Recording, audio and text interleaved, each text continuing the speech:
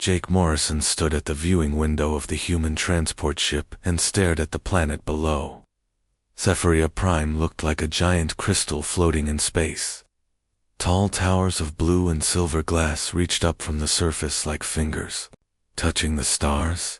Light danced between the buildings, in patterns that hurt his eyes to watch. First time seeing an ethereal world? Captain Lisa Barnes asked as she walked up beside him. She was his commanding officer on this diplomatic mission. Yes, ma'am, Jake replied. It's beautiful and scary. Lisa laughed. Wait until you meet them. They make the planet look simple. Jake had read all the files about the ethereal people. They were tall and thin, with skin that glowed in different colors when they talked. They had been traveling between stars for thousands of years while humans were still learning to make fire. Their technology was so advanced it seemed like magic. The human ship landed at the main spaceport. Jake felt nervous as he put on his dress uniform. This was his first big diplomatic job. He had been a military engineer before becoming a diplomat. He knew how to build things and fix things, but talking to alien royalty was new to him. Remember, Lisa said as they walked toward the exit, we're here to make a trade agreement. Nothing fancy. We give them raw materials. They give us some of their technology. Simple. Got it, Jake said. But when they stepped off the ship, Jake forgot all about trade agreements.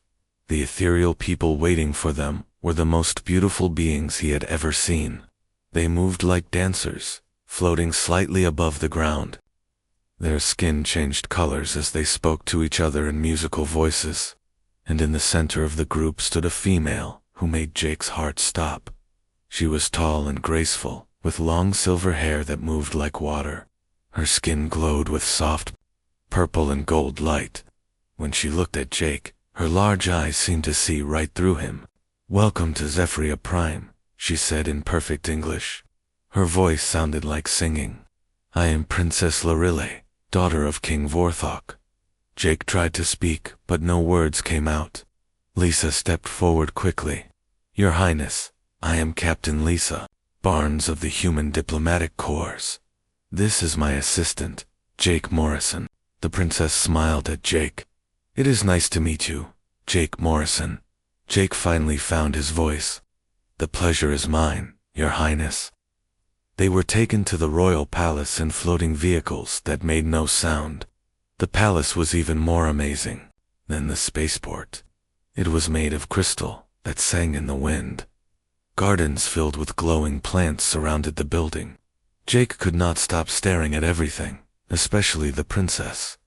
Inside the throne room, King Vorthok sat on a chair, made of living light. He was ancient, with skin that shifted through many colors as he thought. Around him stood dozens of ethereal nobles, all watching the humans with curious eyes. Humans, the king said, his voice deep and wise. You are welcome in our realm. We have heard much about your young species. Lisa stepped forward and began the formal speech she had practiced. She talked about friendship between their peoples and the benefits of trade.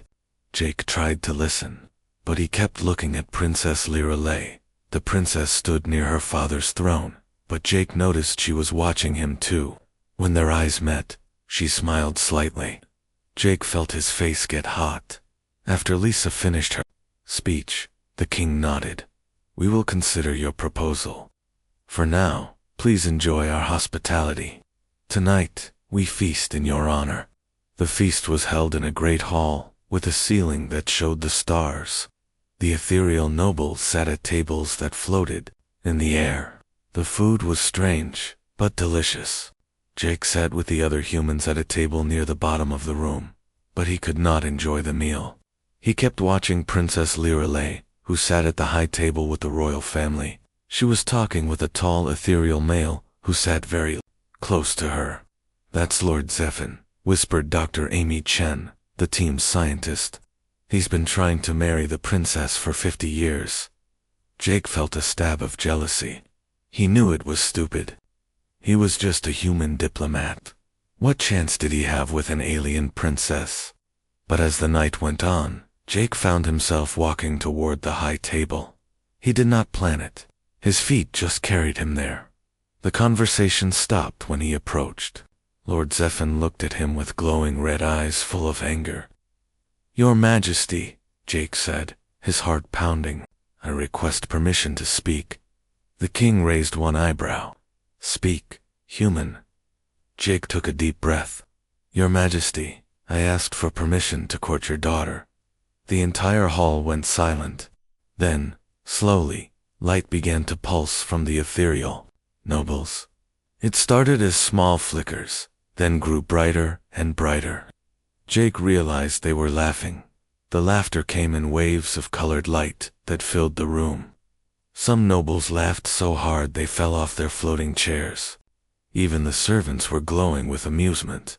Lord Zephyr stood up, his skin blazing with orange and red light. "A human," he said in a voice full of scorn. "A primitive mammal thinks he can court an ethereal princess. You have been in space for what, 50 years? We have been among the stars for 50,000. More laughter filled the room. Jake felt his face burn with shame, but he did not back down. "I am serious, Your Majesty," he said. King Vorthok held up his hand and the laughter slowly stopped. He looked at Jake for a long moment with ancient eyes. "You amuse us, human," the king said. "Very well. If you wish to court my daughter, you must prove yourself worthy. There are 3 trials that any suitor must pass." Lord Zephyr's skin flashed with surprise. "Your Majesty, surely you do not mean to allow this farce." "The law is clear," the king replied. "Any being may attempt the trials, even a human." The king looked back at Jake. The trial of mind, the trial of spirit, and the trial of valor, each more difficult than the last. Many have tried. Most have failed. Jake swallowed hard. "I accept." More laughter rippled through the crowd, but quieter this time. Jake noticed that Princess Lirelei was not laughing. She was watching him with a strange expression he could not read. "Very well," the king said. "You will begin tomorrow. Lord Zephyr, since you object so strongly, perhaps you would oversee the trials." Lord Zephyr smiled, showing teeth that glowed like stars. "It would be my pleasure, Your Majesty." As Jake walked back to his table, he heard the whispers following him. The ethereals were already betting on how quickly he would fail. Some said hours, others said minutes. Only King Vorthok remained quiet, watching Jake with thoughtful eyes. The old king had ruled for 800 years. He had seen the rise and fall of civilizations. And lately, he had been reading reports about a young species called humans who had done something impossible. They had fought the Ravager horde and won. As the feast continued around him, the king wondered if perhaps his court was laughing at the wrong person. Jake woke up early the next morning in his guest room at the palace. He had barely slept. Every time he closed his eyes, he saw the laughing faces of the ethereal nobles. But he also remembered Princess Lirelei's serious expression as she watched him accept the trials. A soft chime at his door announced a visitor. Jake opened it to find a young ethereal male standing outside. This one was different from the others. His skin glowed with calm blue light instead of the bright colors Jake had seen before. "I am Commander Wraith," the visitor said. "I serve in the Royal Guard. I have come to escort you to your first trial." Jake got dressed quickly and followed Wraith through the crystal halls of the palace. Other ethereals they passed pointed at Jake and whispered to each other. Their skin flickered with amused colors. "They find you entertaining," Wraith said quietly. As they walked, "I noticed," Jake replied. "Do not let it bother you. Many of my people have grown soft over the centuries. They have forgotten what real challenge looks like." Jake looked at the commander with surprise. "You don't think I'm a joke?" Wraith was quiet for a moment. "I have read reports about your species, about your wars with the Ravagers. Jokes do not win battles against the Horde." They reached a tall tower at the center of the palace. Inside was A circular room with walls covered in symbols that hurt Jake's eyes to look at directly. In the center stood a crystal pedestal holding a sphere of swirling light. Lord Zephyr was waiting for them, along with several other noble ethereals. Dr. Amy Chen was there too, looking worried. "Ah, the human arrives," Lord Zephyr said with a mocking smile. "Ready for your first failure." "What do I have to do?" Jake asked. Lord Zephyr gestured to the sphere. "This is the puzzle of infinite paths. It is a problem in quantum mathematics and dimensional theory. The greatest minds of our people have worked on it for generations. You must find the solution." Jake walked closer to the sphere. As he approached, symbols began appearing in the air around it. They twisted and changed, showing equations that made his head spin. "How long do I have?" Jake asked. "Previous attempts have lasted between 1 and 6 hours, Lord Zephyr said. "I estimate you will give up in 30 minutes. The ethereal nobles laughed softly. Jake ignored them and focused on the sphere at first. The symbols made no sense at all. They were written in mathematical concepts that humans had barely discovered. Jake tried to follow the logic, but it was like trying to read a book in a language he had never seen. Hours passed. The nobles got bored and left, but Lord Zephyr remained, watching with growing satisfaction as Jake struggled. "Having trouble?" he asked after 4 hours. Jake wiped sweat from his forehead. "I'm working on it." But the truth was, Jake was lost. The mathematics were too advanced, the concepts too alien. He was about to give up when he remembered something his old engineering professor had said. "When you can't solve a problem with theory, try practical experience." Jake stopped trying to understand the alien mathematics. Instead, he looked at the sphere itself. It was a machine, and Jake understood machines. He walked around the pedestal, studying how the sphere was mounted, how the light moved inside it, how the symbols appeared. He noticed patterns that had nothing to do with the equations floating in the air. The sphere was not just showing a mathematical problem, it was a physical puzzle.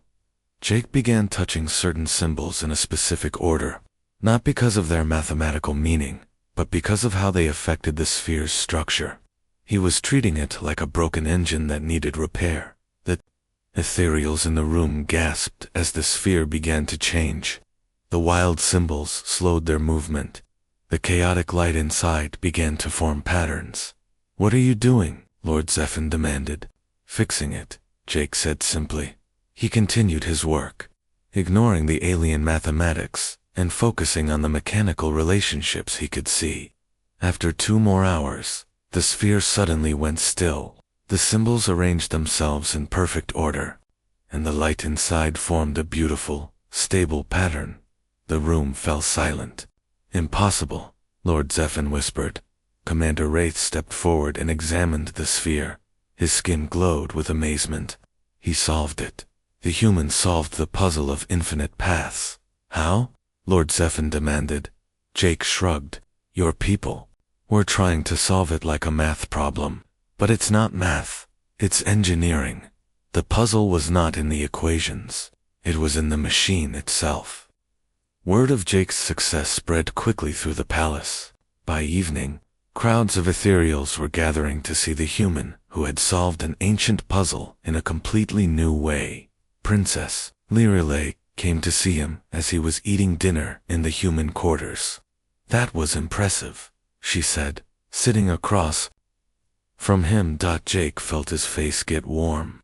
"Thank you, Your Highness. Call me Lirelei. We are not so formal when we are alone." She studied his face. "You did not solve the puzzle the way we expected."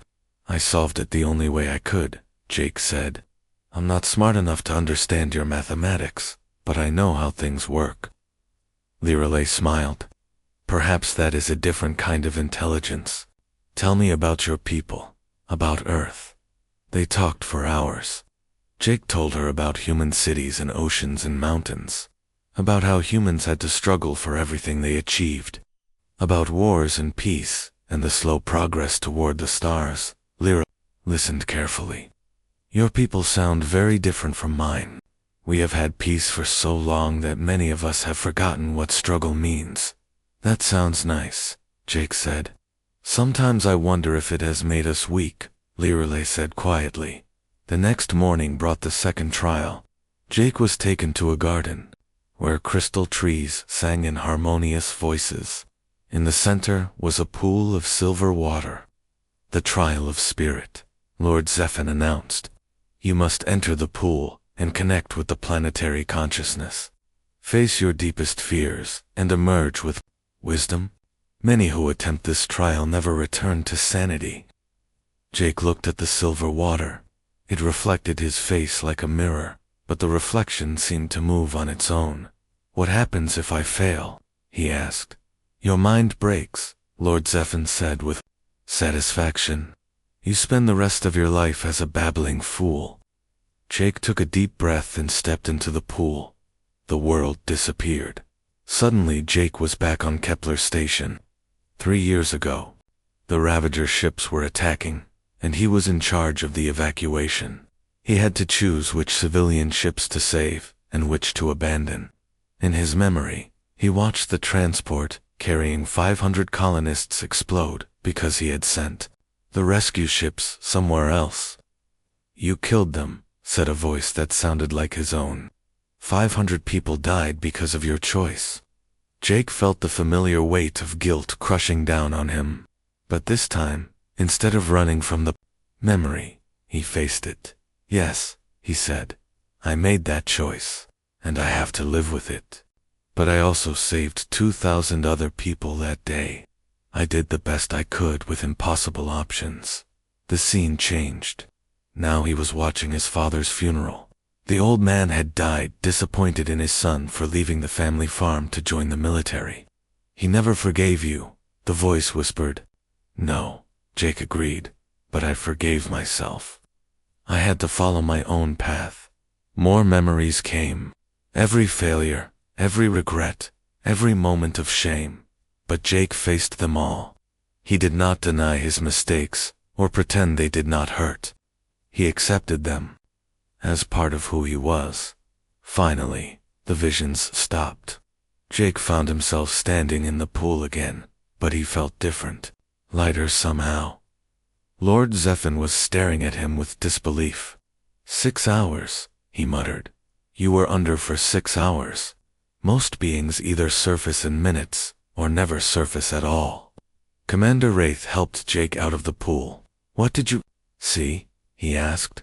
My mistakes, Jake said. All of them. But I learned that carrying guilt is different from being destroyed by it. Princess Lirelei was waiting when he returned to the palace. Her skin glowed with soft, impressed colors. 2 trials.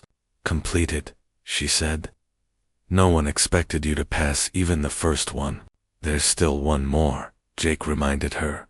Lirelei nodded, but she looked worried. The trial of valor is the most dangerous. You must face a champion in combat. Lord Zephyr, Jake guessed. He has volunteered, Lirelei said. Jake, he has trained for 300 years. He is incredibly skilled. Jake smiled. Well, I guess I'll have to be incredibly lucky. But that night, as Jake prepared for the final trial, King Vorthok sat in his private chambers reading reports that made his ancient heart grow cold. The Ravager horde was moving again, and this time they were heading straight for ethereal space. The combat arena was a marvel of ethereal technology. It was a perfect circle carved from black crystal, with walls that could change and shift during battle.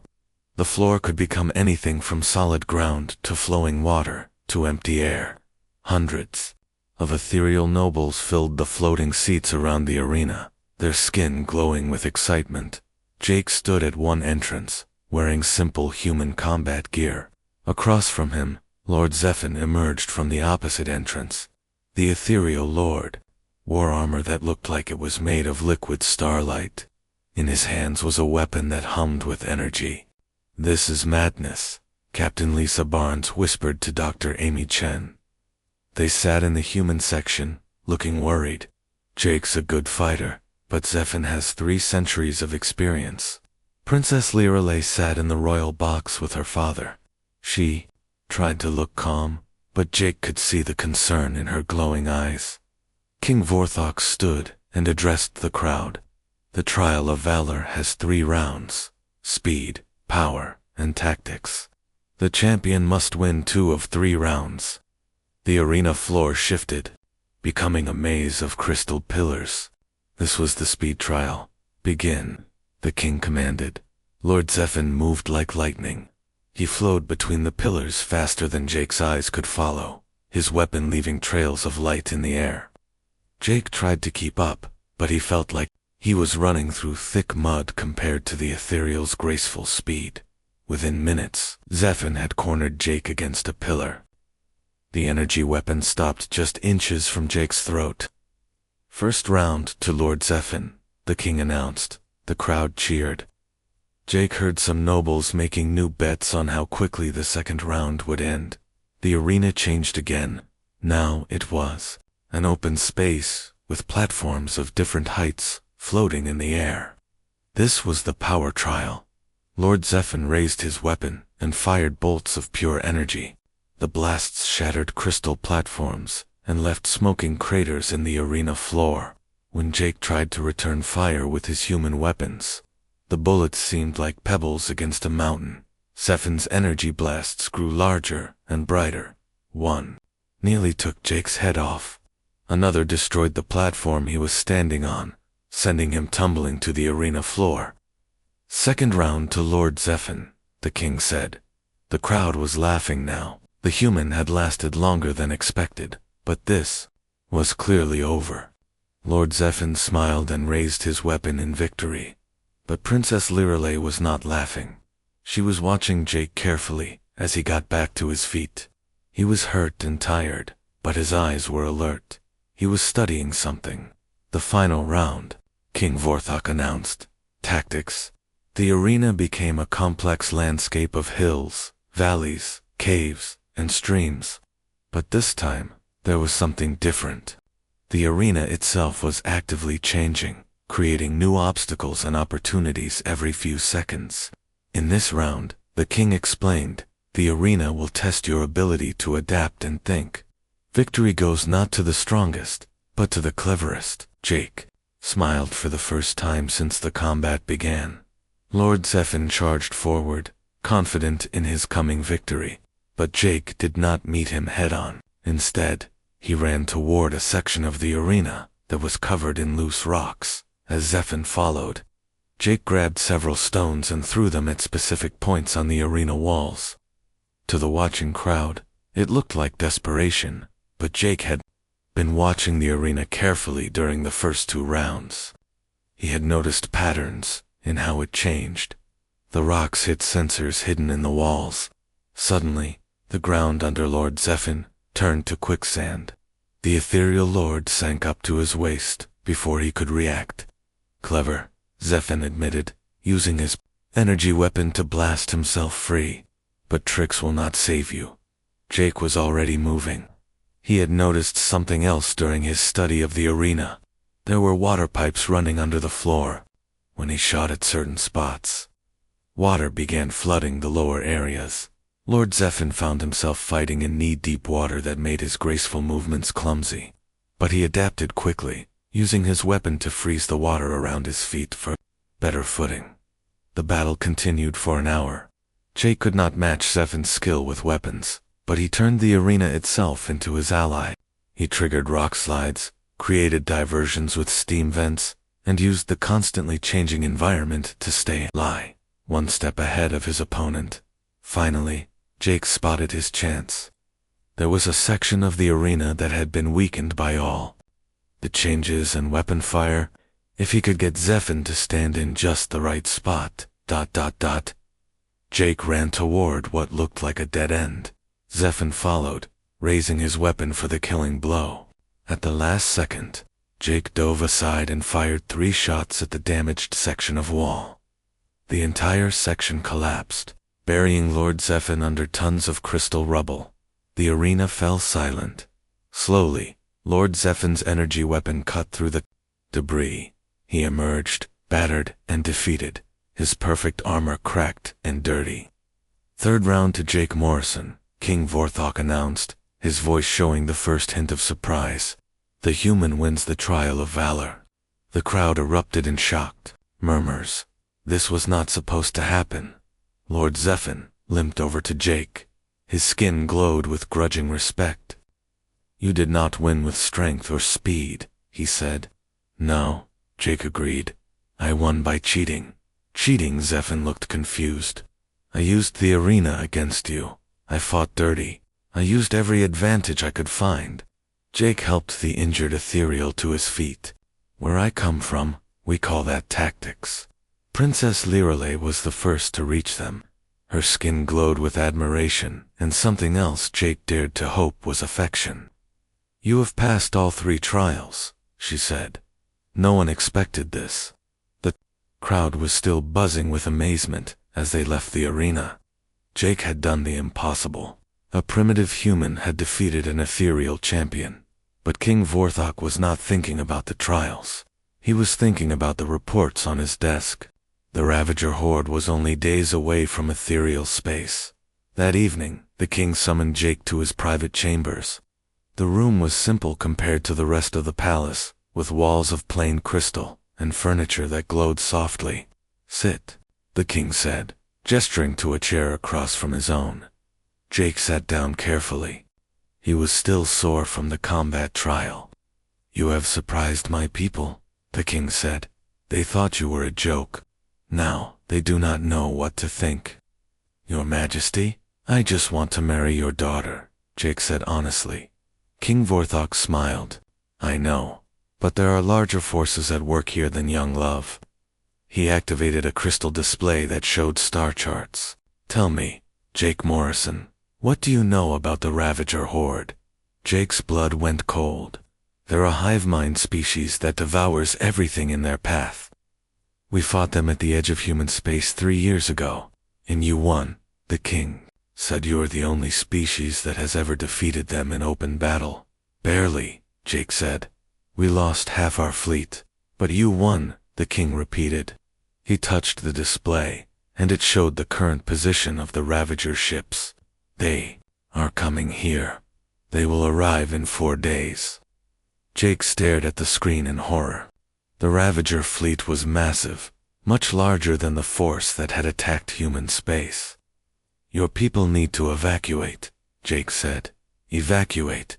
King Vorthok looked puzzled. "We have never run from any enemy. Our fleet is the finest in the galaxy.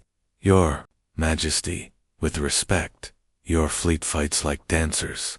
Beautiful, graceful, perfect. The Ravagers don't care about beauty. They adapt to your weapons and tactics during battle. The only way to beat them is to fight ugly." The king was quiet for a long moment. "Show me," he said finally. Jake spent the next 2 hours explaining human combat doctrine. He drew diagrams showing how human ships fought, not in elegant formations, but in chaotic swarms that confused the enemy. He explained kinetic weapons, nuclear mines, and psychological warfare. "This is ... crude," the king said when Jake finished. "Yes," Jake agreed. "It's ugly and brutal, and nothing like your way of fighting.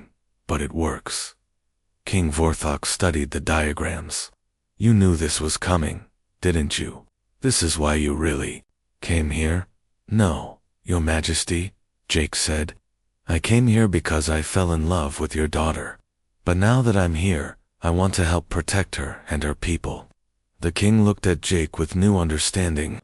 "The trials were never about my daughter, were they?" "They were about testing whether humans could be trusted as allies." Jake nodded slowly. "I think so, yes. And you have proven that humans fight differently than we do. You win not through superior skill, but through adaptability and determination." The king stood and walked to the window. "My people have been at peace for so long that we have forgotten how to truly fight." "Your Majesty, I need to contact my fleet," Jake said. "If we work together, we might have a chance." But even as he spoke, alarms began ringing throughout the palace. Emergency lights flashed in the crystal walls. Commander Wraith burst into the room. Your Majesty, the outer sensor stations are reporting massive energy signatures. The have arrived early. Through the window, they could see the night sky filled with new stars.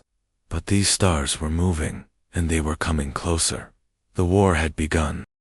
The Ravager ships looked like giant insects, made of black metal and living flesh.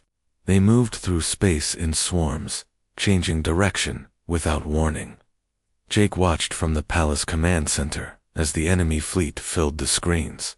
How many? King Vorthok asked. Over 3,000 vessels, Commander Wraith reported, his skin flickering with alarm colors. The largest Ravager force ever recorded. Princess Lirelei stood beside the tactical display, studying the enemy formation. Our fleet numbers only 800 ships. We are outnumbered almost 4-1. Jake was already working at a communications console. I'm sending an emergency signal to the human fleet. Admiral Sullivan's battle group should be 3 days away. 3 days. Lord Zephan, who had arrived despite his injuries, looked grim. The Ravagers will be in orbit within hours. Through the crystal windows, they could see the ethereal fleet rising to meet the enemy.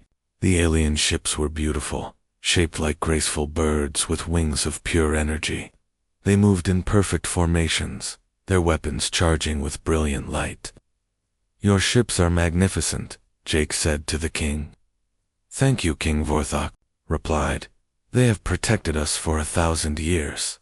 But Jake was worried. The ethereal fleet was fighting exactly the way he expected them to, with precision, elegance, and predictable tactics. Against most enemies, it would have been devastating. Against the Ravagers, it was suicide. The first battle began in the outer system. Jake watched the tactical display as the two fleets met. At first, the ethereal weapons tore through the Ravager ships. Beams of pure energy sliced the bioships in half. Gravity weapons crushed entire squadrons. The watching ethereals cheered as their fleet seemed to win an easy victory. But Jake knew better. They're learning, he said quietly. What? Princess Lirelei asked. Look at the Ravager ships that are still alive. See how they're moving differently now. On the screen, the surviving Ravager vessels had changed their behavior. Their hulls were adapting, becoming resistant to the energy weapons. Their movements were no longer random. They were copying the ethereal's own tactics and improving on them. Within an hour, the tide of battle turned. The Ravager ships began surrounding the ethereal formations, using their own elegant maneuvers against them. Energy weapons that had worked perfectly before now barely scratched the adapted hulls. This is impossible, Lord Zephan breathed as he watched ethereal ships being destroyed. Our weapons are the most advanced in the galaxy. Doesn't matter, Jake said grimly. The Ravagers learn and adapt during battle. Every weapon you use, every tactic you try, they copy and improve. The only way to beat them is to keep changing your approach. The ethereal fleet was in full retreat now, racing back toward the planet, with the Ravagers in pursuit. Commander Wraith was coordinating the evacuation of the outer colonies, but there was not enough time. We have to help them, Princess Lirelei said, watching refugee ships fleeing from the outer settlements. Our remaining ships are already providing escort, the king replied, but his skin showed the gray colors of despair. It is not enough. Jake made a decision. I'm going up there. What? Lirelei turned to him in alarm. I can fly human fighters. Maybe I can buy some time for the evacuation. You'll be killed, she said.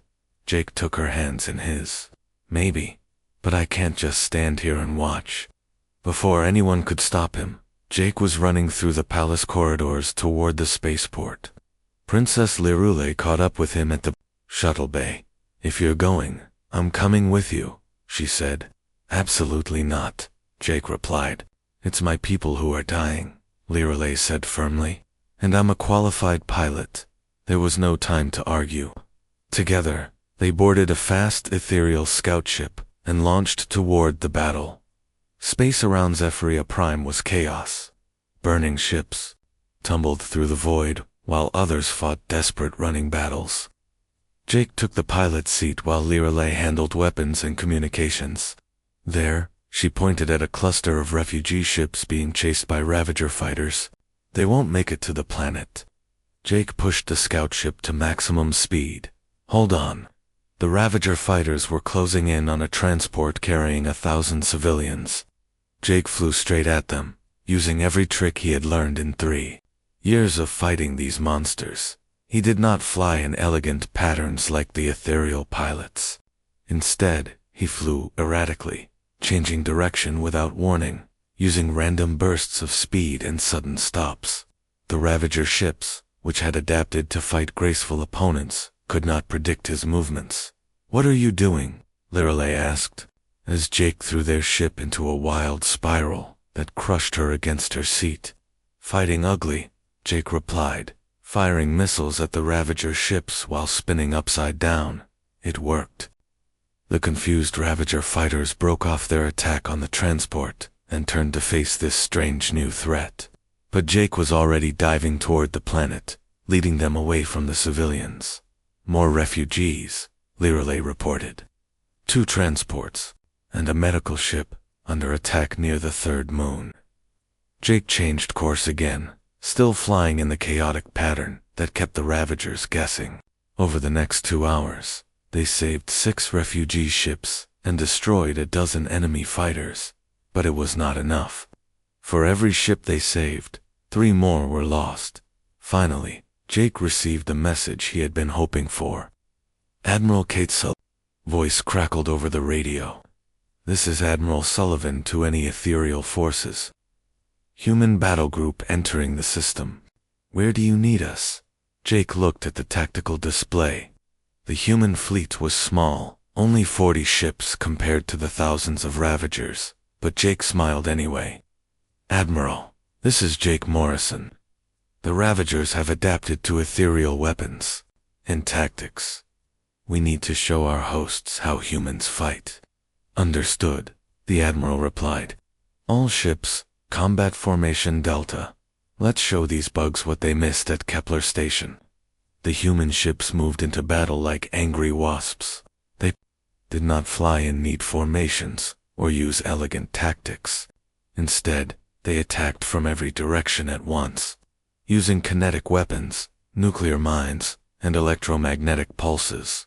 The Ravager ships, which had learned to fight like ethereals, were suddenly facing an entirely different enemy. Human fighters dove through their formations like missiles, firing solid projectiles that could not be adapted against human destroyers, used ramming attacks, deliberately sacrificing themselves to destroy larger Ravager vessels. "They fight like maniacs, Lord," Zephin said over the radio. His own ship had joined the battle despite his injuries. "Exactly," Jake replied. "That's the point." But even with human reinforcements, they were still vastly outnumbered. The battle was turning into a desperate holding action. "Jake, Princess," Lirelei said quietly, "look at the main Ravager ship." Jake followed her gaze to the largest enemy vessel, a monstrous bioship that pulsed with organic light.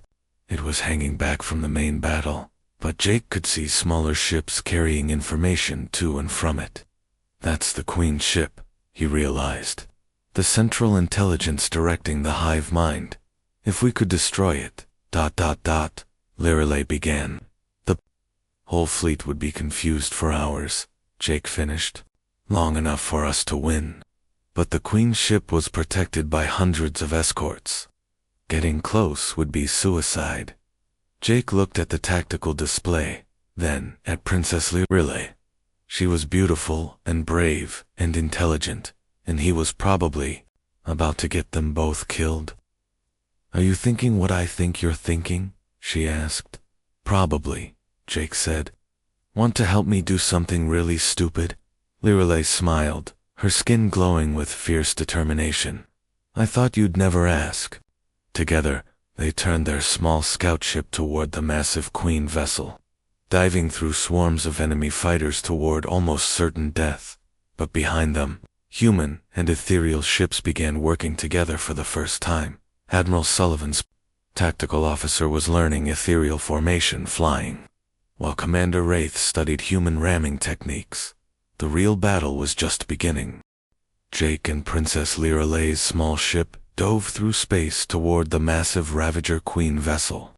Enemy fighters swarmed around them like angry insects, but Jake flew in the wild, unpredictable pattern that had confused the Ravagers before. "I count 200 escort ships," Lyralei reported, her hands flying over the weapons console. "We only need to get past them for 30 seconds, Jake said. "Long enough to fire our missiles into the Queen's core. But 30 seconds felt like forever when hundreds of bioships were trying to kill you." Jake threw their ship into a spinning dive that made his stomach flip. Ravager energy blasts filled the space where they had been a second before. One blast clipped their wing, sending them tumbling. "Hull breach in Section 3, Lyralei called out. "We're losing power." Jake looked at the Queen's ship looming ahead of them. It was enormous, the size of a small moon, covered in pulsing organic tissue and glowing weapon ports. At its center was a bright core, the brain of the hive mind. "One shot," he muttered. "We'll get one shot." Behind them, the main battle was raging. Human ships were teaching ethereal pilots how to fight dirty, while ethereal vessels showed humans the value of coordinated tactics. Admiral Sullivan's flagship flew alongside King Vorthek's royal cruiser, their weapons firing in perfect synchronization. "The combined fleet is holding," Lyralei reported. "But they can't keep this up much longer." Jake lined up their damaged ship for the final attack run. The Queen vessel's weapons were charging, preparing to destroy them. He could see the massive energy cannons swiveling to track their approach. "Ready?" he asked. "Ready," Lyralei confirmed. They flew straight at the Queen ship's core, ignoring the storm of weapon fire around them. Their shields failed. Their engines sputtered. Holes appeared in their hull as enemy blasts found their mark, but they kept flying at the last second. Jake fired everything they had, missiles, energy torpedoes, and even their remaining fuel tanks, directly into the Queen's exposed core. The explosion lit up space like a new sun. The Queen vessel shuddered and began to break apart. But more importantly, every Ravager ship in the system suddenly stopped moving.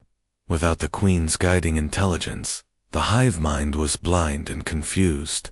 Now, Admiral Sullivan's voice rang out over all frequencies. "All ships, attack now, while they're confused." The combined human ethereal fleet struck with everything they had. The leaderless Ravager ships tried to fight back, but without coordination, they were easy targets. Within an hour, the entire invasion force was destroyed or fleeing. Jake managed to crash land their dying ship in one of the palace hangars. He and Princess Lyralei crawled out of the wreckage, battered but alive. "That," Lyralei said, brushing debris from her hair, "was the most terrifying and exciting thing I have ever done." Jake grinned. "Want to do it again sometime?" "Maybe for our honeymoon," she replied, then kissed him right there in the hangar bay. The war was over, but the real changes were just beginning. In the days that followed, King Vorthok met with Admiral Sullivan and the human diplomatic team. The old king had learned something important during the battle. His people's elegant civilization had grown weak through centuries of peace. "We need to learn from you," he told Captain Lisa Barnes during the treaty negotiations. "Your people know how to adapt, how to survive when everything goes wrong." The result was more than just a trade agreement. It was a true alliance between two species that had very different strengths. A month later, Jake and Princess Lyralei were married in a ceremony that combined both human and ethereal traditions. The palace was filled with guests from both species. Human soldiers stood at attention while ethereal nobles sang in harmonious light. Lord Zephin, his injuries healed, served as one of Jake's groomsmen. The proud ethereal lord had become one of Jake's closest friends after learning to respect human determination.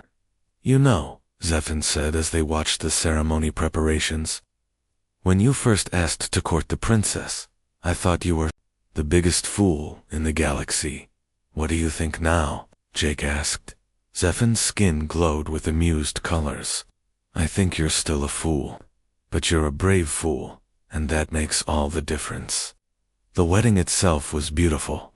Princess Lorelei wore a gown that glowed with soft starlight, while Jake wore his dress uniform decorated with both human medals and ethereal honors. When they exchanged vows, her skin glowed with colors that meant love and joy and hope for the future. King Vorthok performed the ceremony, speaking in both languages. "Today we unite not just to hearts, but to worlds. May this union bring wisdom to both our peoples." But the real symbol of change came after the wedding. Jake and Lorelei announced their plans to establish a joint military academy where human and ethereal officers would train together. The academy was built on a beautiful island on Zephoria Prime, with buildings that combined human practicality and ethereal elegance. Human instructors taught classes in adaptive tactics and survival skills, while ethereal teachers shared lessons in coordination and advanced technology.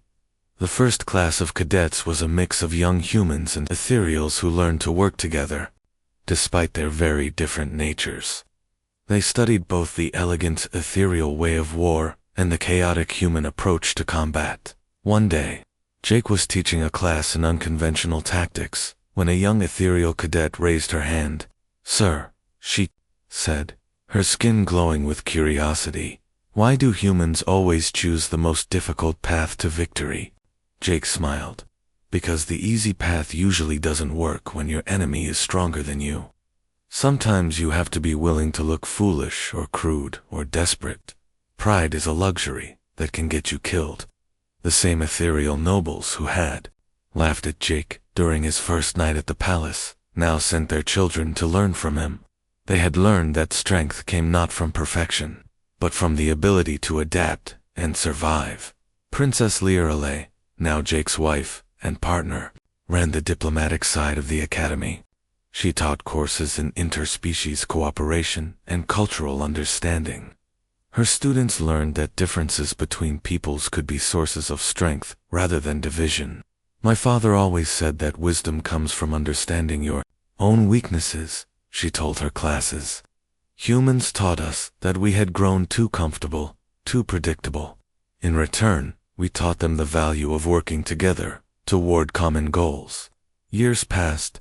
The academy graduated hundreds of officers who served in the joint human ethereal fleet. When new threats emerged from distant parts of the galaxy, they were met by forces that combined the best of both species.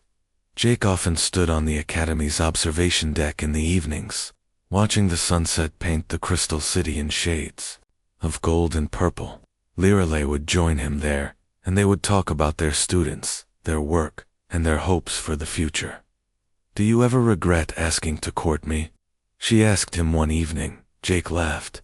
"Only when you're beating me at tactical simulations." "That's most of the time," she pointed out. "Exactly." They watched as their students practiced combat maneuvers in the training grounds below. Human and ethereal cadets worked side by side, learning to combine grace with grit, elegance with effectiveness. "You know what I think?" Jake said. "What?"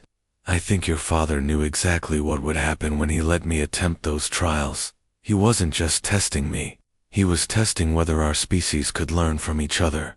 Lorelei smiled, her skin glowing with the soft colors that meant contentment. "He's never admitted it, but I think you're right. He saw the Ravager threat coming and knew we needed allies who thought differently than we did." "Smart king," Jake said. "Smart human," Lorelei replied, taking his hand in the distance.